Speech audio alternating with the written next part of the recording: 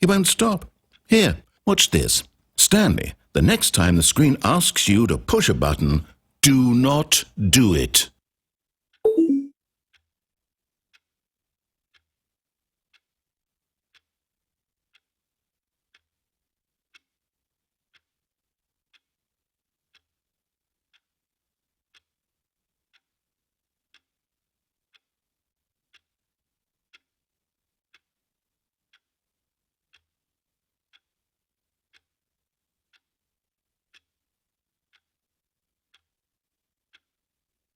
You see? Can he just not hear me? How can I tell him in a way that he'll understand that every second he remains here, he's electing to kill himself? How can I get him to see what I see? How can I make him look at himself? I suppose I can't, not in the way I want him to. But I don't make the rules. I simply play to my intended purpose, the same as Stanley. We're not so different, I suppose. I'll try once more to convey all this to him. I'm compelled to. I must. Perhaps, well, maybe this time he'll see. Maybe this time. And I tried again, and Stanley pushed a button. And I tried again, and Stanley pushed a button. And I tried.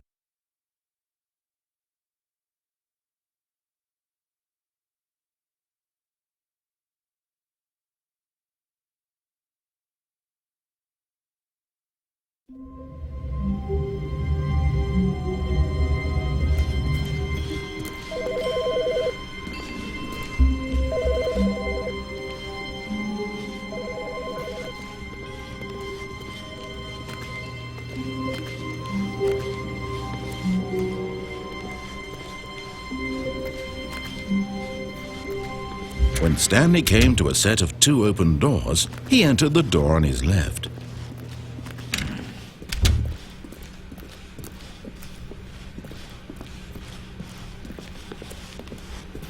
Yet there was not a single person here either.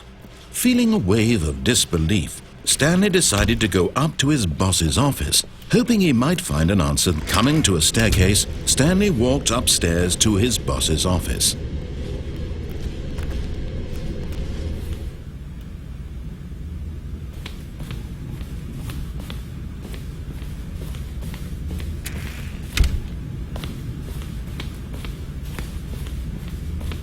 Stepping into his manager's office, Stanley was once again stunned to discover not an indication of any human life. Shocked, unraveled, Stanley wondered in disbelief who orchestrated this. What dark secret was being held from him? What he could not have known was that the keypad behind the boss's desk guarded the terrible truth that his boss had been keeping from him. And so the boss had assigned it an extra secret PIN number, 2845. But of course, Stanley couldn't possibly have known this.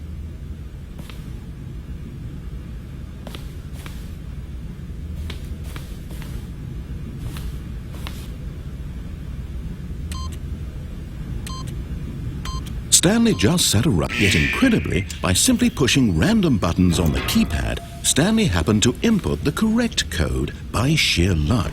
Amazing. He stepped into the newly opened passageway.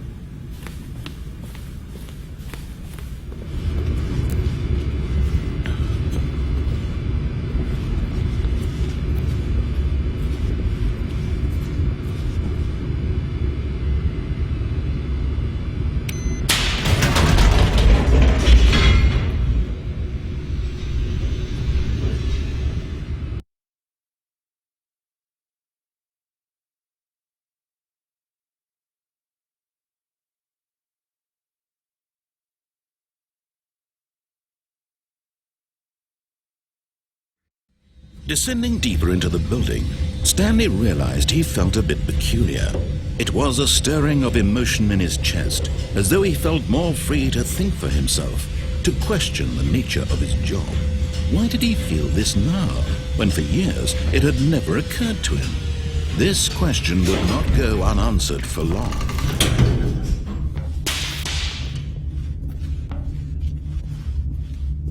Stanley walked straight ahead through the large door that read Mind Control Facility.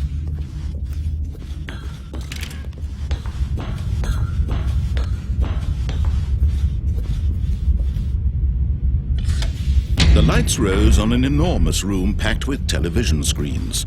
What horrible secret did this place hold? Stanley thought to himself.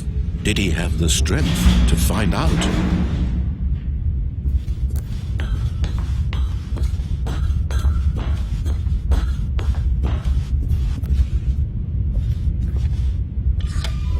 Now the monitors jumped to life, their true nature revealed. Each bore the number of an employee in the building, Stanley's co-workers. The lives of so many individuals reduced to images on a screen, and Stanley, one of them, eternally monitored in this place where freedom meant nothing.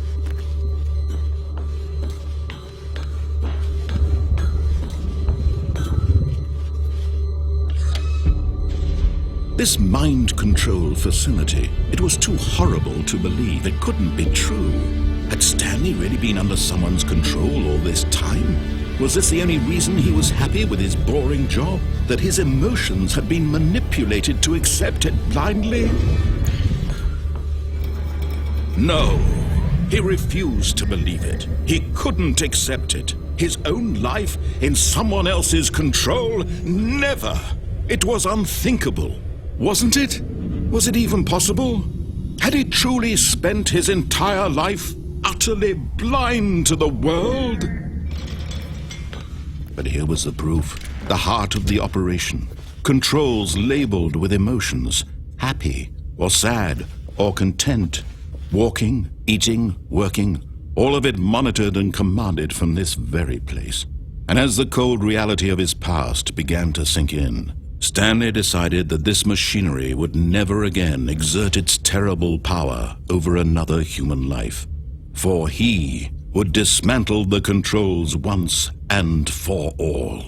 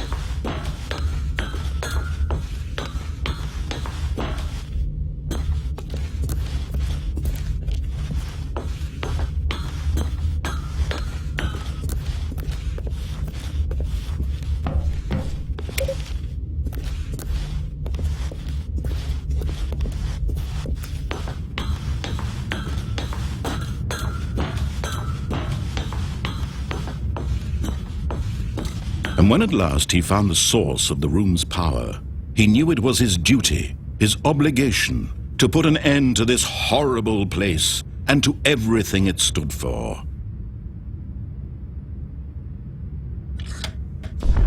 Oh, Stanley, you didn't just activate the controls, did you? After they kept you enslaved all these years, you go and you try to take control of the machine for yourself. Is that what you wanted? Control? Oh, Stanley, I applaud your effort, I really do. But you need to understand, there's only so much that machine can do. You were supposed to let it go, turn the controls off, and leave. If you want to throw my story off track, you're going to have to do much better than that. I'm afraid you don't have nearly the power you think you do. For example, and I believe you'll find this pertinent, Stanley suddenly realized he had just initiated the network's emergency detonation system. In the event that this machine is activated without proper DNA identification, nuclear detonators are set to explode, eliminating the entire complex. How long until detonation then? Let's say 2 minutes. Now this is making things a little more fun, isn't it, Stanley?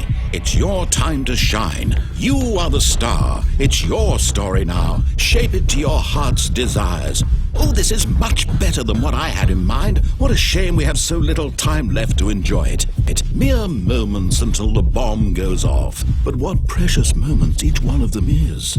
More time to talk about you, about me, where we're going, what all this means. I barely know where to start. What's that? You'd like to know where your co-workers are? A moment of solace before you're obliterated? All right, I'm in a good mood. You're going to die anyway. I'll tell you exactly what happened to them. I erased them. I turned off the machine. I set you free. Of course, that was merely in this instance of the story. Sometimes when I tell it, I simply let you sit there in your office forever, pushing buttons endlessly and then dying alone. Other times, I let the office sink into the ground, swallowing everyone inside, or I let it burn to a crisp. I have to say this, though, this version of events has been rather amusing. Watching you try to make sense of everything and take back the control wrested away from you, it's quite rich. I almost hate to see it go. But I'm sure whatever I come up with on the next go-around will be even better. My goodness, only 34 seconds left. But I'm enjoying this so much. You know what? To hell with it. I'm going to put some extra time on the clock. Why not? These are precious additional seconds, Stanley. Time doesn't grow on trees. Oh dear me, what's the matter, Stanley? Is it that you have no idea where you're going or what you're supposed to be doing right now? Or did you just assume when you saw that timer that something in this room was capable of turning it off? I mean, look at you. Running from button to button, screen to screen, clicking on every little thing in this room. These numbered buttons, no, these colored ones, or maybe this big red button, or this door. Everything, anything, something here will save me. Why would you think that, Stanley? That this video game can be beaten? Won? Solved? Do you have any idea what your purpose in this place is? Stanley, you're in for quite a disappointment. But here's a spoiler for you. That timer isn't a catalyst to keep the action moving along. It's just seconds ticking away to your death. You're only still playing instead of watching a cutscene because I want to watch you for every moment that you're powerless. To see you made humble. This is not a challenge. It's a tragedy. You wanted to control this world, that's fine. But I'm going to destroy it first, so you can't. Take a look at the clock, Stanley. That's 30 seconds you have left to struggle. 30 seconds until a big boom and then nothing. No ending here, just you being blown to pieces. Will you cling desperately to your frail life, or will you let it go peacefully? Another choice. Make it count, or don't. It's all the same to me, all a part of the joke. And believe me, I will be laughing at every second of your inevitable life from the moment we fade in until the moment I say, happily ever after.